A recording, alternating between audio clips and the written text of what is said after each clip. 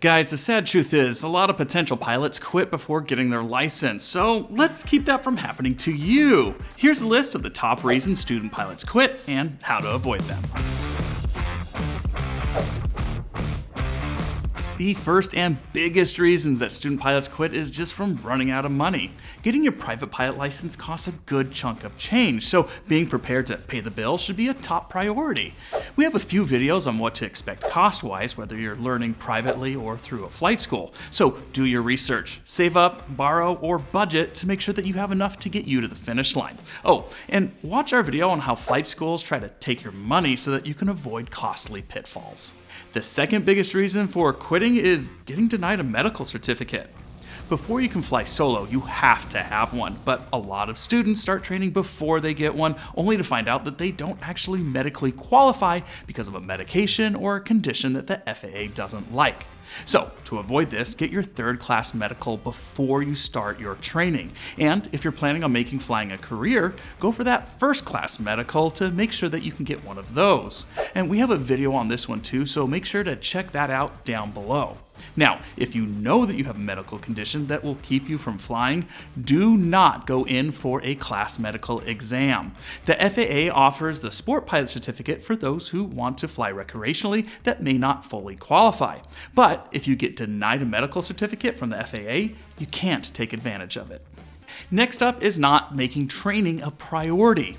Just like any skill, learning to fly takes time and energy. And I'm not saying that you have to quit your job and life and do nothing but fly. Actually, that sounds like a lot of fun. Anyways, going after your license casually will really draw things out, which in part costs you more money, so this one is a double whammy.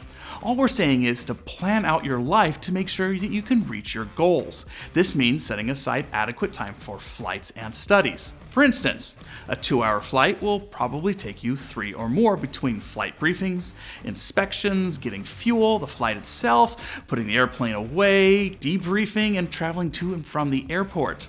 Then, for every hour of flight, expect at least 2 hours of study to give you the knowledge side that the FAA wants you to have. Alright, I think those were the big 3 that can happen to anyone. The next few things are things you can fix if you get caught up in them, but some people do just get fed up and quit. Let's talk about getting the wrong flight instructor. Most student pilots do little to no research on who's teaching them to fly, and at a flight school, you may not even have a choice.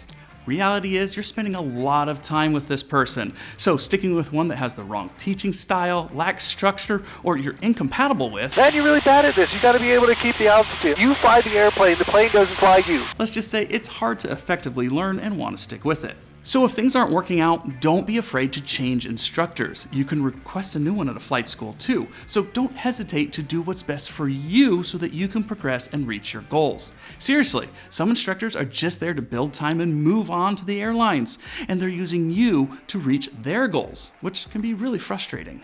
Next is making some kind of mistake, and trust me, it's inevitable. My controls. Oh, hey, we do talk about this on the ground here. You're learning a new skill here, and you're not going to be perfect, and you're not expected to be. So don't let a bad landing or saying the wrong thing on the radio stop you. Just brush it off and keep with it. But if you are having problems with the radio thing, today's sponsor can help you out with that.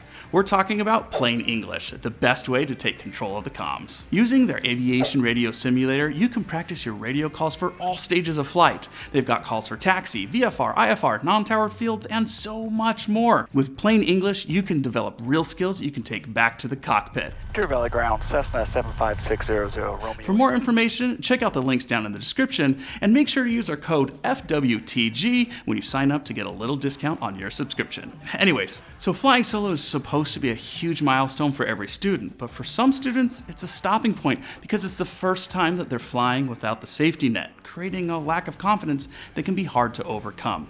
My best advice here is remember that your instructor wouldn't send you off unless they knew that you were ready. You've come a long way, so give yourself some credit. But what if you feel like you're ready and your instructor doesn't? This can happen, leaving you feeling powerless in your progression and makes you want to quit.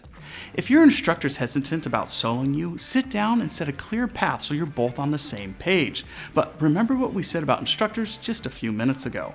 And now it's time for the last item on our list, and I know you're gonna say, that will never happen to me. But it can. And that's losing interest in flying. Reality is, the further you get into your training, it kind of gets mundane and repetitive, especially after you realize how much studying is involved. So it's not uncommon to see people lose interest. To help out, you should be mixing things up, like going on a fun flight, visiting a local fly-in, or planning a fun trip for after you get your certificate.